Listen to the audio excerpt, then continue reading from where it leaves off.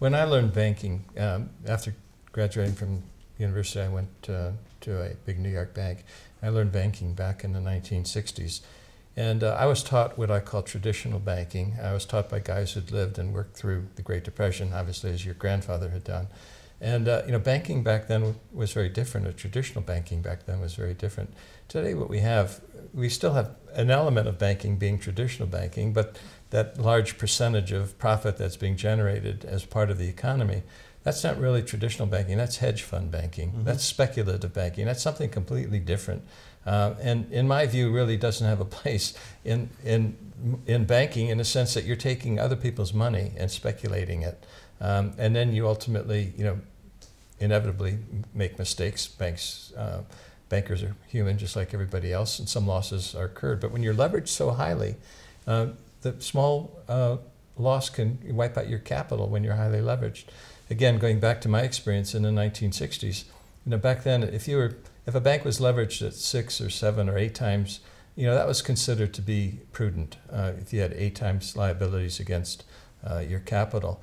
Today banks are leveraged at 40, 35, 50 to 1. Federal Reserve is leveraged something like, I think, 100 to 1, which is what long-term capital was managed at before it went under. It's entirely different what we have today. And I guess this financial genie has out of the bottle, and we have to bring it back to a more prudent, traditional level.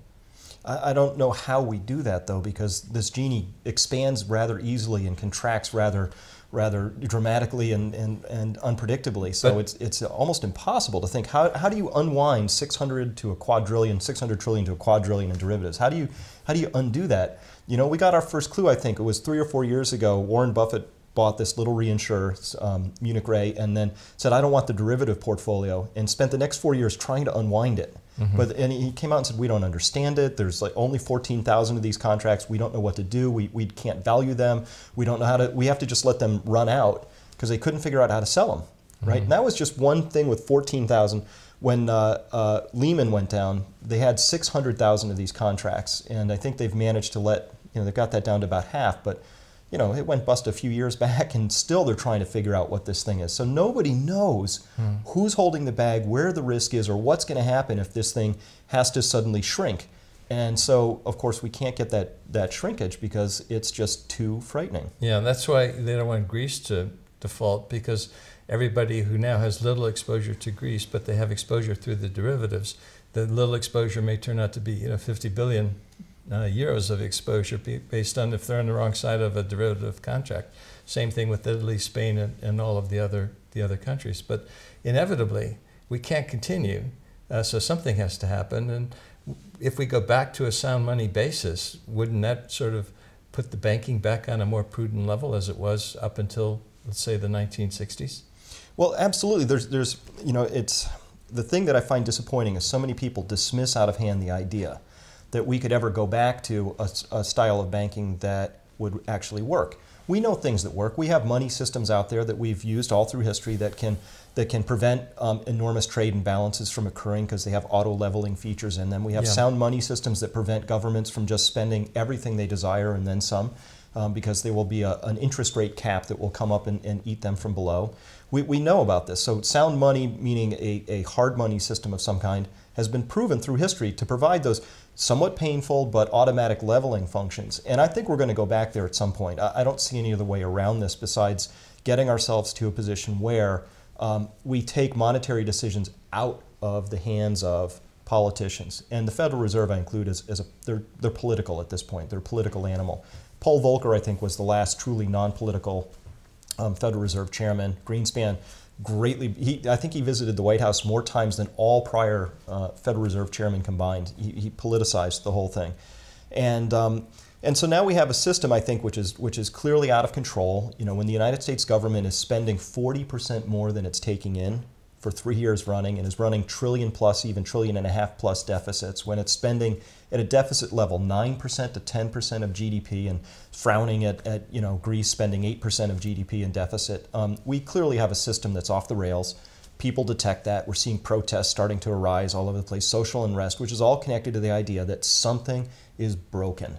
The story just isn't working. Yeah. what we need is what we're going through is a structural change. It's not a cyclical change. You know, you made the point in the past that they could step on the money printing lever and the economy would revive, or there would be resources available of one sort or another. But today, when they're stepping on the accelerator, nothing happens. The engine is flooded, so we have to go through a structural change. So that suggests to me that this isn't going to be pretty as this thing plays itself out. No, absolutely not. I think that what's happened here is ultimately business cycles happen. And you need to have regular recessions, and you need to wipe out the bad investments, and it's just a normal part of business. It's a normal part of how humans conduct business. I think all of that's true. 1994, we were going to enter another recession, and Greenspan said, not on my watch. I think that was where this story really started to go off the rails.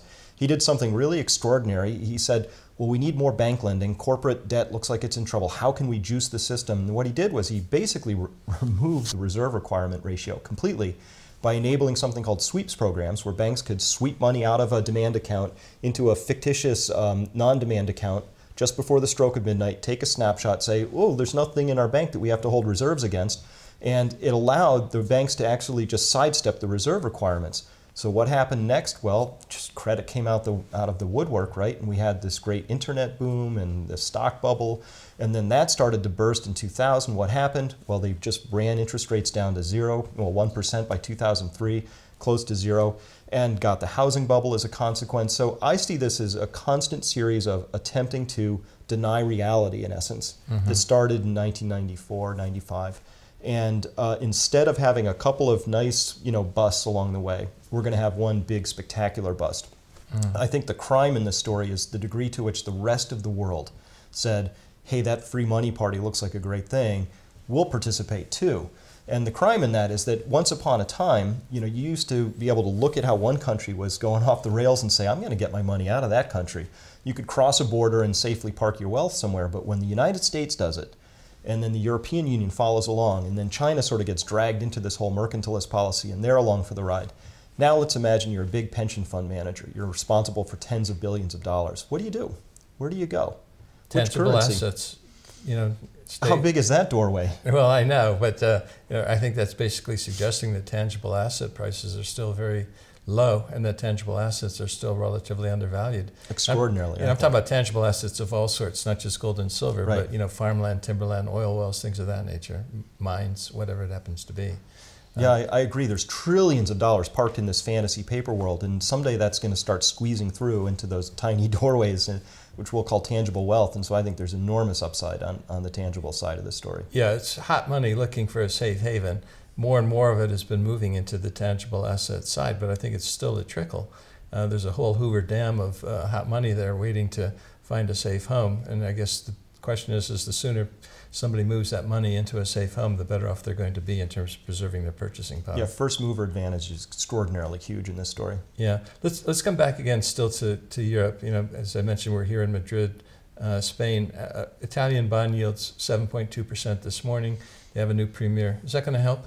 We can shuffle the cards of leadership all we want, and it doesn't change the underlying basis of this story. The prime story is this. Italy spent more than it was producing. It was consuming more than it produced for a long time, and now it's got a debt burden which is going to have to be resolved through some sort of a wipeout of those claims in some way, shape, or form. Right now, they're looking at, well, the people of Italy are going to have to undergo a lot of austerity. That's probably true anyway. That part of the story shouldn't change. But the idea that Italy can then just undergo a little bit of austerity and somehow correct for all of its past sins is not a workable solution. There's going to have to be an enormous haircut somewhere on Italian bonds as well. But the story doesn't stop there because, of course, Spanish bonds would be next. And where's Portugal? And we look at the fleeing of M1 out of Portugal's system. It's incredible. The money's just been going away. I'm looking at Portugal as another part of this story. Greece, of course, is tiny on an aggregate number basis compared to Italy, compared to Spain, compared to Portugal. So I think where we are in this story is we're at the early stage of seeing these dominoes fall, and it doesn't end there. It progresses from the outside, the weaker members, in to the stronger members. France, we're looking at credit default swaps on France. They are now at the highest spreads they've ever been at since even at the height of the 2008 crisis. So this is clearly coming in, and what does the world do? Well, the big money says, well, then we'll go slosh over into the United States, and we'll buy treasuries, and we'll be in the dollar for a while. But that's, again, I think incredibly short-sighted, because it's to me, that's like climbing up onto the tail end of the Titanic and saying, this is the place to be, right? You know, and not a safe haven. It's not a safe haven, because the same math, which I could sketch for you, I could get a dollar store calculator and a napkin, and we could prove that the United States is every bit as insolvent with respect to its outstanding debts and liabilities as Greece or Italy or Spain. So the thing that's the mystery in this story is, why hasn't the big money looked at that and said, where can I be? And the only safe places I see right now are tangible assets. Yeah. What's the answer to your question? What is big money looking at? Why aren't people taking those steps to protect themselves? Do they need a trigger before they get the wake-up call? I think a lot of it's just normalcy bias, right? So if you're a big money manager, and I have these conversations with people who I consider big money managers all the time, they have a public conversation, which is, listen, this is my job, I have fiduciary responsibilities, I in many cases forbidden by either the prospectus or by laws from going into certain asset classes. So I have to play in this game. So as long as I have to play the stock and bond game, this is what I'm going to do.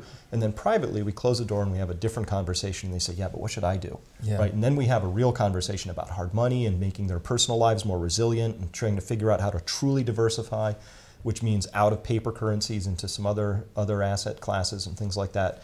And so I'm finding more and more that I'm having private discussions that are very different from public discussions. And that's where we are in this story. But the mistake, I think, most people think, is that we'll have a nice, orderly progression, and those things will sort of reveal, and we'll all sort of figure it out. And what happens, I think, instead is it's a financial world. Everything seems fine, and then it's not. Things change very, very rapidly, and first movers have an extraordinary advantage in this story.